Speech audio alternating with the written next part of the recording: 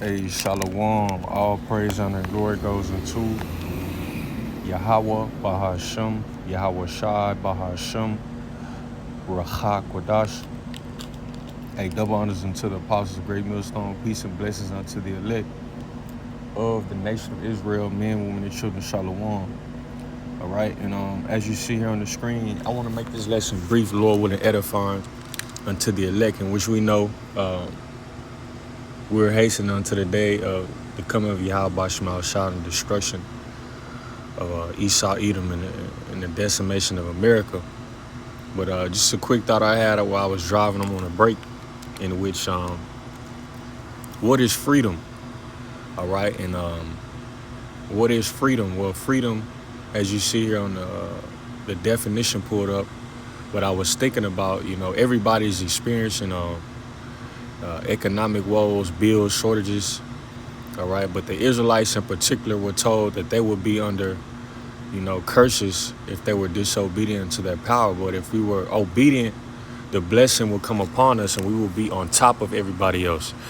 We will be blessed by our power, Yahweh Bashmal Shai, to rule everybody in righteousness.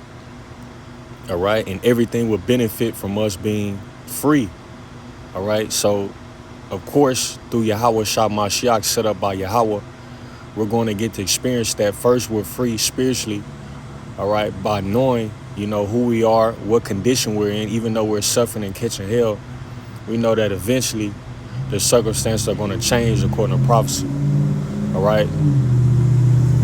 And we're on the cusp of that taking place upon earth, all right? But nonetheless, freedom is us being, free from sin, not being able to sin, which has caused us to be in this current predicament of circumstance, scattered with the curse upon us.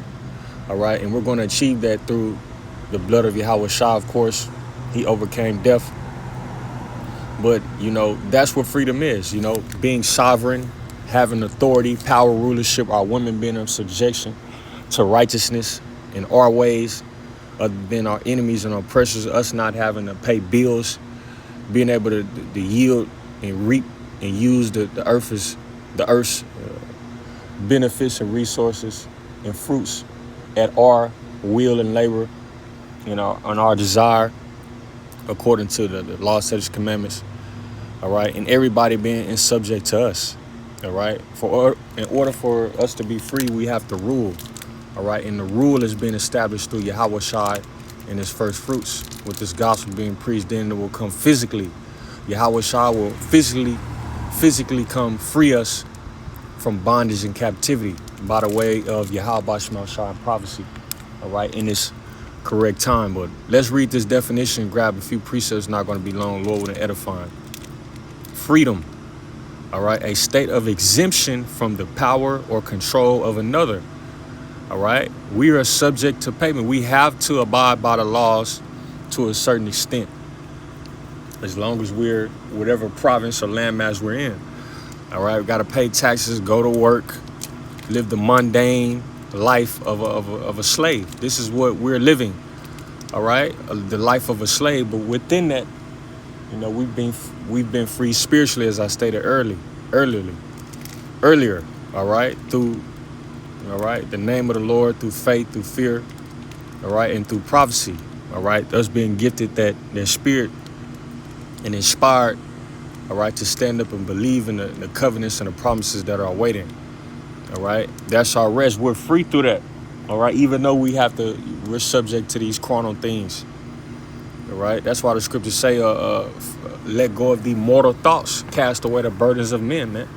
All right, because we're going through this experience, but hey, it's about to be over. All right, we just gotta bear it, because this condition, all right, of an Israelite man upon the earth. Even if you get, a certain status or money, or you have certain liberties where you're able to travel, you still subject to the fucking elites. You're not a sovereign.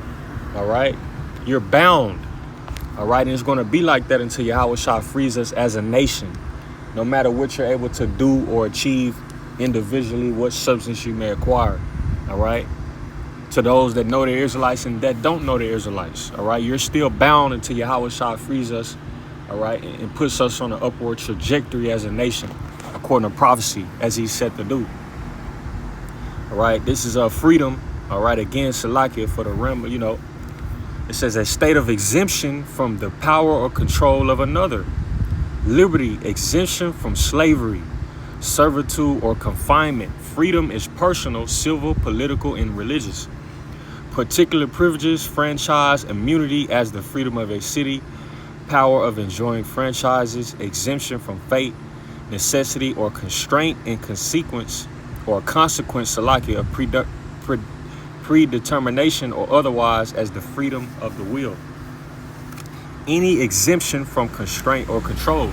So right now we are not exempt. We are constrained and controlled, oppressed. All right. But within that, we have hope. All right. Of what? Freedom. Just like the slaves. Right now, I'm currently on the first black-owned Baptist church, which is abandoned. I think they still have services here. But right, you know, those slaves that chose to rebel and to uprise against the certain rulers, they were free within those few hours in which they were rebelling. They wasn't subject to their oppressors. All right. They had a little space of them not being constrained and controlled. All right. And the kingdom of heaven is going to be for eternity. We're going to be put up as the rightful rulers. All right. Given, you know, the spirit. All right. To rule according to the laws, statutes, commandments of Yahweh Shema Shah in righteousness. And that will be the standard for everybody. All right. And they will be subject to righteousness. All right. And we will be the standard, the mold, the template. All right. Of how to be righteous with benefits and perks. All right. And what, you know, access or power of enjoying franchises. All right. Enjoying land masses, the elements, earth. You know, we're constrained. We can't travel where we want to. We have to have paperwork subject to a number. Okay. This is fucking oppression. You know, we speak about catching hell, but just fucking existing is fucking hell, bro. Being around faggots, sodomites, people with a base, docile state of mind. You know, this is hell just living, existing, being here upon earth. On top of what, you know, the Lord requires us to go through, all right, to have it and bear His name, all right, in hopes of receiving the kingdom. You see, but right, just existing is hell. But we have to be optimistic within that. All right, we can't sulk and be pessimistic. We got to be optimistic based off of what's, all right, our faith. All right, what was left for us to believe in. Nonetheless, Salakia. Let's finish this before I get this precepts. It says 5, and I'm gonna get the precepts. It says in any exemption from constraint or control. So with that being said, let's go to Deuteronomy 28. And let's read some of these curses, which will be an indicator and a sign, all right, of what we'll be going through, all right, in the last days, all right, prior or before the Lord comes and changes our conditions, all right, and takes down our enemy, Esau, Edom, and the heathen. So let's read Deuteronomy 28 and 40, all right. It says, thou shalt have olive trees throughout all thy coasts, but thou shalt not anoint thyself with the oil, for thy olive shall cast its fruit. Deuteronomy 28 and 41. It says, thou shalt begot sons and daughters, but thou shalt not enjoy them, for they shall go into captivity. All right. So that stands, you know, now in the old time where our children would be taken away from us. But that sentiment still stands true. You send them off to school, they're indoctrinated with a Western mindset. They're told that all type of shit is acceptable when it's not. All right. So, you know, they're going into captivity. There's no telling what, you know, may the Lord have mercy upon, you know, our sons and daughters. But it's no telling what they're set out to do, what their lot is in life, what they may grow to become, what they're amongst. All right. On top of paying bills. So right. You know, for they shall go into captivity. Deuteronomy 28 and 42. All thy trees and the fruit of thy land shall the locust consume, right? You're never going to flourish and prosper to the level that you aspire to be. Why? Because we have spiritual curses upon us. And that's cliche, but look at our nation as a whole, man. All right? We can't get it right. All right? Who's going to get it right? Only the elect remnant of the nation of Israel. By what? Repenting, submitting, acknowledging that we need help. All right? And going out and doing the work, starting with the men, transforming our lives, conforming our lives to the word. All right? So this is how, the Lord's going to turn back these curses, and slowly but surely, all right, we're reaping the benefits of repentance. And it's going to be more and more into the hour of temptation, salvation, and the destruction of America. Lord willing, I'm of that number. And you also that believe wholeheartedly. All right. Nonetheless, Deuteronomy 28 and 43, the stranger that is within thee shall get above thee very high, and thou shalt come down very low.